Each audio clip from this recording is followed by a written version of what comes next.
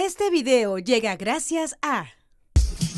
Solo en septiembre, lleva tu préstamo a rebajatuscuentas.com y tendrás mejores cuotas de las que estás pagando ahora. Llegó el momento del verdadero cambio. Gracias a Samsung. Hemos invitado, Mávila, al señor Diego Chirinos, que es el director de Semana Económica, que ha publicado en estos días, el día de ayer, su 43ª versión sobre la encuesta del poder en el Perú.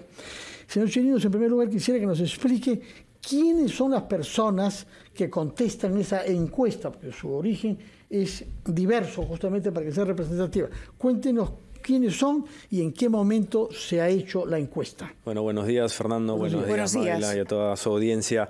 Sí, efectivamente, esta es una encuesta que realizamos hace 43 años con la profesionalidad de siempre de Ipsos, que es quien se encarga de elaborar la encuesta. Y es una encuesta que se hace a nivel de líderes de opinión, de autoridades, de analistas, de también muchas personas vinculadas a temas de cultura, a temas de economía, entre otras personalidades del periodismo también, por ejemplo, distintos líderes de opinión periodistas. Básicamente esa es la muestra, ¿no? Es una muestra más o menos de alrededor de 300 personas, que se da netamente en este círculo, digamos, de líderes de opinión a nivel tanto de la capital, de Lima, como a nivel regional. De acuerdo.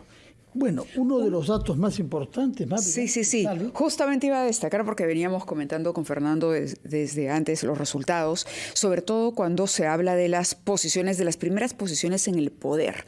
Y este es un poder compartido, en el primer lugar, por la presidenta Dina Boluarte y por el presidente del Consejo de Ministros. Quizá la referencia que viene a la memoria, ¿no?, la referencia más cercana y más parecida a lo que estamos viendo ahora, pueda tener que ver con Alberto Fujimori y Vladimiro Montesinos hace ya algunos años, varios años atrás. Pero ¿qué revela el hecho de que obtengan el mismo porcentaje tanto Dina Boluarte como el premier Otárola? Efectivamente, Mávila, esta es la primera vez que un titular de la PCM equipara el poder de la máxima autoridad del Estado. No solo ha sucedido en 2 otras ocasiones, sin embargo ha sucedido con personas que no tenían un cargo ejecutivo ni ningún cargo formal dentro del gobierno. Como sucedió con el caso Montesinos y en el caso de Nadine Heredia con Ollanta Humala, ¿no?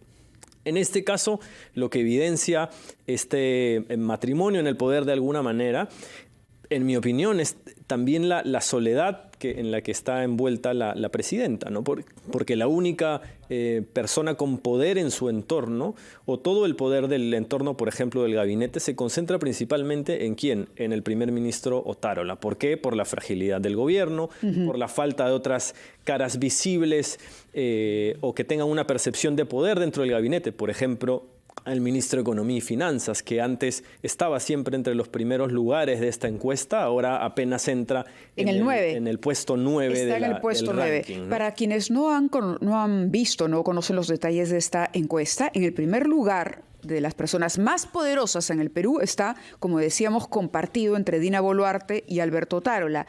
Luego sigue Keiko Fujimori, que ha ganado porcentaje, ¿no?, con relación al resultado del año pasado. Ha ganado un porcentaje y generalmente siempre se mantiene entre los primeros lugares. Ahí lo que existe es mucha percepción de ser la organización política tal vez más fuerte, digamos, más estable a lo largo del tiempo, pero también hay un factor clave que es la importancia de sus votos en el Congreso precisamente para sostener un gobierno como el de Dina Boluarte, que es un gobierno frágil, ¿no? Diego Chirinos, tenemos que ir a una pausa, por favor, después de la cual seguiremos conversando sobre esta encuesta sobre el poder en el Perú. Nos va a hablar sobre algunos ministros, nos va a hablar también sobre la lista de las 20 personas con más poder en el Perú. Hay algunos empresarios, ¿cuáles? Y esto lo hablaremos después de una pequeña pausa, Mávila. Vamos a la pausa y regresamos. A las 9:38 estamos conversando con Diego Chirinos, quien es el director de la revista Semana Económica, que ha publicado por 43ª vez el ranking sobre el poder en el Perú, estableciendo como tesis principal, acá hay una percepción de que el poder está compartido en términos iguales por la presidenta Dina Boluarte y el primer ministro Otárola. No se había visto nunca eso. Se había visto que eran 2 en la cúspide del poder, pero no un primer ministro junto al presidente. Efectivamente. Fuera de eso, usted debía decirnos quiénes despiertan expectativa entre los encuestados para que ingresen a la política, la adicenten y la mejoren. Hay un ranking general y un ranking de empresarios que la población encuestada quiere ver participando en política. ¿Quiénes son, por favor? Efectivamente, Fernando. Este es el primer año en el cual, además de hacer la pregunta tradicional que hacemos junto a Ipsos de quién debería ingresar a la política, que no está en la política, y quién debería salir de la política, hemos hecho una pregunta específica sobre empresarios, ¿no? Tiene que ver con qué empresario no tiene hoy actividad política en curso y qué empresario que está en política debería salir de la política. En el ranking general, como bien mencionas, está liderando Salvador del Solar. Está en segundo lugar Francisco Sagasti, y en el caso de los empresarios hay un hallazgo bastante interesante que tiene que ver con quiénes deberían retirarse. En primer lugar, César Acuña, el líder de Alianza para el Progreso. Está también José Luna Gálvez. Figura en el tercer lugar Rafael López Aliaga.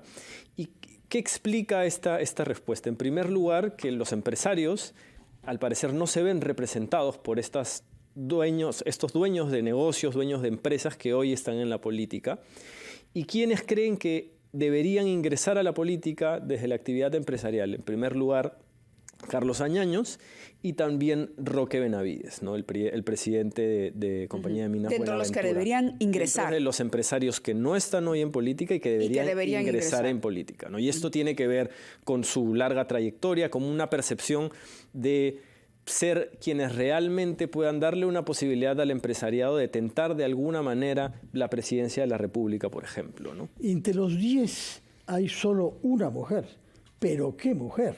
Rosario Bazán, ¿no? Que es la dirigente de Damper, asociada con el éxito de la agroexportación en el Perú. Pero, en fin, echamos de menos que haya solo una mujer percibida por los encuestados como alguien destinado a enriquecer nuestra vida política. Totalmente. Bueno, eso tiene mucho que ver con el trabajo social que ha hecho Damper y Rosario Bazán ha demostrado a lo largo de los meses, ¿no?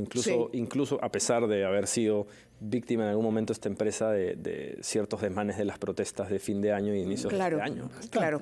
Ahora, un detalle que comentabas, Diego, antes de ir a la pausa, era la posición del MEF, la posición del ministro de Economía, que parece no tener el mismo peso que en otra situación, en situaciones anteriores, que además coincide con el crecimiento económico, es decir, con los tiempos de bonanza o de, estancamiento económico, para no decirlo de manera tan pesimista. Efectivamente, algo que abordaba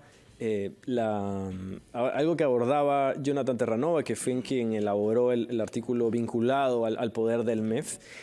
Algo que decía muy claro Jonathan era: toda esa aceleración económica afecta a la percepción del poder del ministro de Economía. Pero en este caso en particular, con el ministro Contreras, no solo es eso, sino también existe esta percepción de que ha perdido músculo político para impulsar reformas tanto desde el lado del Ejecutivo como para convencer y persuadir al Congreso en ciertas normas que, como hemos visto, han aprobado por insistencia. Para ser un parachoques del Congreso. Totalmente, que implican gasto del Estado, ¿no? El ministro de Economía y el Ministerio no ha podido tener esa capacidad de persuasión que en otros momentos existía, ¿no? Una prueba de ello es que apenas crece un peldaño en el ranking general, a diferencia de Kurt Burneo, que era el último ministro de Economía del expresidente Pedro Castillo, ¿no? Diego Chirinos, aunque siempre es desagradable en hablar sobre lo que le concierne a uno, los datos que da la encuesta sobre las personas con más influencia en la prensa radial ponen en evidencia que el dúo que hacemos Mávila Huertas y yo tiene cierto éxito. Bueno, el señor Carvalho, ¿no? Efectivamente. Somos dos, ¿ah? Efectivamente, ambos están liderando, como saben. Entre los dos primeros lugares. Los periodistas más poderosos de la prensa radial, y Mávila también tiene una presencia en el ranking de prensa televisiva, lo cual demuestra claramente la credibilidad que tienen tanto ustedes como la radio entre todos los encuestados. Eso es lo que me gusta mucho que has dicho, credibilidad. Y nosotros luchamos, Mávila, por eso día a día, decir las cosas que sean probadas y decir las cosas pese a quien pese. Ese es nuestro compromiso, ¿no? Es el compromiso y el reto, ¿no? De seguir manteniendo esa credibilidad y confianza en el público que nos sigue. Y es algo que se transmite a lo largo de los años en esta encuesta del poder. Y es un orgullo que nosotros de RPP estemos percibidos así en este año de aniversario, porque esto es una historia larga de 60 años de RPP que no nos vamos a privar de celebrar con júbilo.